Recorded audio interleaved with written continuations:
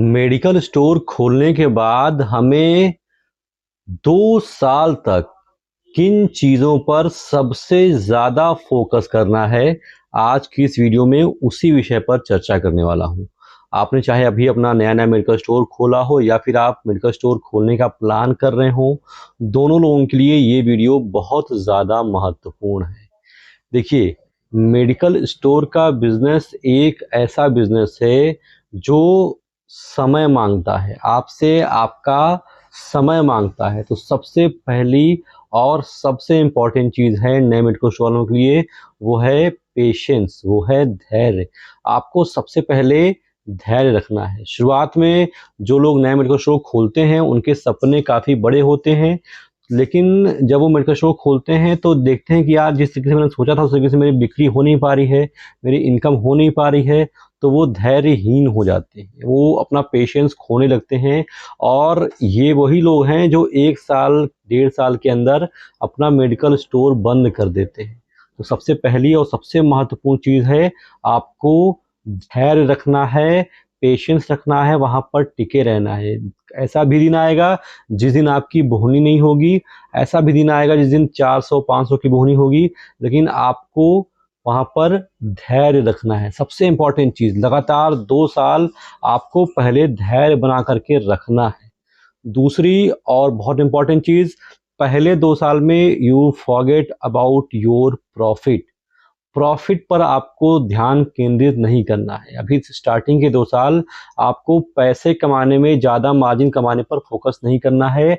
आपको फोकस करना है कि आपके दुकान पर कस्टमर के पैर पड़ना शुरू हो जाएँ। स्टार्टिंग के 2 साल आप कमाने पर फोकस मत कीजिए, आप फोकस इस बात पर कीजिए कि आपके दुकान पर कस्टमर आना शुरू हों, लोग आपको जानना शुरू हों, आपसे जुड़ना शुरू हों। मार्केट में जो लोग कोई दवा 100 रुपए की बेच रहे हैं, आप अगर उस दवा को 85 रुपए में बेचोगे तो कोई दिक्कत नहीं है। स्टार्टिंग के 2 साल आप ना कमाओ प्रॉफिट, आप थोड़ा डिस्काउंट दे करके कस्टमर को अपने तरफ अट्रैक्ट करो। शुरुआत में नो लॉस नो प्रॉफिट के फॉर्मूले पर भी काम करेंगे आप, तो भी आपका कोई घाटा नहीं है। भी आपको लोगों से जुड़ना है, अभी आपको लोगों से कनेक्ट होना है। जो मेडिकल स्टोर ऑलरेडी मार्केट में खुले हुए हैं, लोग उनको छोड़ करके आपके पास क्यों आए, इसका रीज़न आपको देना है। तो शुरुआत में आपको थोड़ा-सा डिस्काउंट पे काम करना पड़ेगा, थोड़ा-सा आपको कस्टमर से रिलेशन बनाने पे काम करना पड़ेगा, आपको बहुत ज़्यादा कमाने पर फोकस नहीं करना। तो स्टार्टिंग के 2 साल आप अपना बैंक बैलेंस ना देखें, आप थोड़ा डिस्काउंट दे करके कस्टमर को अपने पास बुलाएँ, उनसे अच्छे संबंध बनाएँ और कस्टमर रिटेंशन पर बहुत ज़्यादा फोकस करें। इसके अलावा स्टार्टिंग के 2 साल में आपको ये चीज़ें मॉनिटर करनी है कि आपके दुकान पर किन दवाओं की बिक्री ज़्यादा होती है और किन दवाओं की बिक्री कम होती है। उसके हिसाब से आप ऑर्डर लगाएँ और अपने रेंज को धीमे-धीमे करके मेंटेन करें, ताकि आने वाले समय में आप ये जो न्यू बना रहे हैं, इस पर आप एक बड़ी इमारत खड़ी कर पाएँ। गलती ये होती है लोगों से कि लोग मेडिकल स्टोर खोलते हैं, तो बहुत ज़्यादा उतावलापन उनके अंदर होता है कि यार मेरी बिक्री क्यों नहीं हो रही है, मेरा जो है अभी खर्चा नहीं निकल पा रहा है। ये सारी चीज़ें अभी मत सोचिए, ये चीज़ें आपके लिए हैं ही नहीं।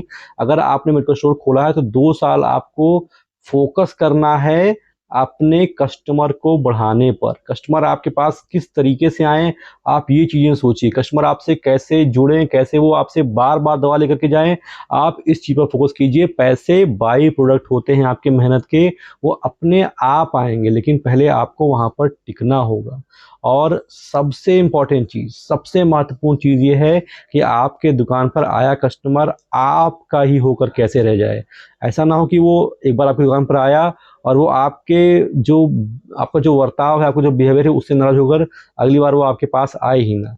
तो आपको शुरुआत में एक्चुअली क्या होता है ना कि जो बच्चे बी फार्मा, डी फार्मा करके आते हैं, फार्मेसी बन करके आते हैं, उनको लगता है कि मैंने पढ़ाई की है, फार्मेसी की पढ़ाई की है, अब मैं मेडिकल स्टोर खोलने के लिए एकदम एलिजिबल हो गया हूँ। ये बहुत बड़ी गलतफ़हमी होती है आपकी। आपने फार्मेसी की है, that is your degree, that is your eligibility, लेकिन ये जो आप जिस बिजनेस में आ रहे हैं मेडिकल स्टोर, ये बिजनेस होता है। बिजनेस और एजुकेशन में बहुत ज़्यादा फर्क होता है। कोई ज़रूरी नहीं है कि आप डी फार्मा बी फार्मा हैं तो आप अच्छे से मेडिकल स्टोर को चला पाएंगे। मेडिकल स्टोर को चलाने के लिए आपके अंदर प्योर बिजनेस स्किल्स होनी चाहिए।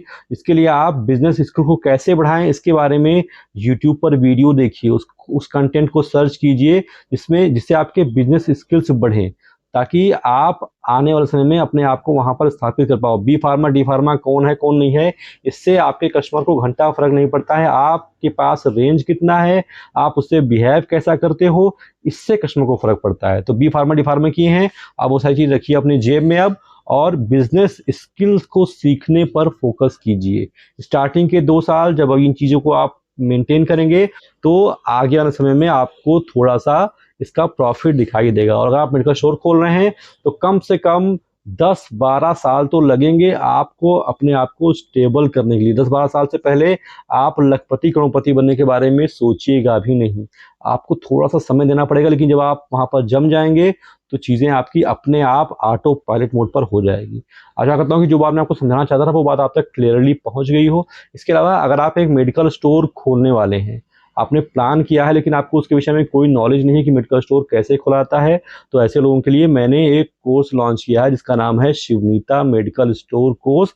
इस कोर्स का प्राइस मैंने मात्र 50 रुपये रखा है, ताकि ये पॉकेट फ्रेंडली रहे और ज़्यादा से ज़्यादा ज़रूरतमंदों पर ये आराम से पहुंच जाए। इस कोर्स का लिंक मैंने डिस्क्रिप्शन में दे रखा है और कमेंट बॉक्स में पिन कर दूंगा। आप चाहें तो अपने प्ले स्टोर पर जाइए, वहां पर टाइप कीजिए शिवनीता SHIVNITA, मेरे कोर्स का ये लोगो दिखेगा। इसको डाउनलोड कीजिए, लॉगिन कीजिए, परचेज कीजिए और वो सारी जरूरी इन्फॉर्मेशन पा जाएंगे आप, जिसके लिए आप किसी मेडिकल स्टोर वाले से रिक्वेस्ट करते, गूगल पर खोजते, यूट्यूब पर खोजते, लेकिन कहीं आपको सही जानकारी एक प्लेटफॉर्म पर मिल नहीं पाती। तो ये कोर्स आपकी बहुत ज़्यादा हेल्प करेगा और कॉस्ट मैंने मात्र 50 रुपये रखी है, बहुत ज़्यादा नॉमिनल है। मेडिकल स्टोर खोलना है तो ये कोर्स आपकी गजब की हेल्प कर सकता है। फिलहाल अभी तक मेरे साथ इतने धैर्य से बने रहने के लिए आप सभी का, आपके कीमती समय के लिए बहुत बहुत शुक्रिया।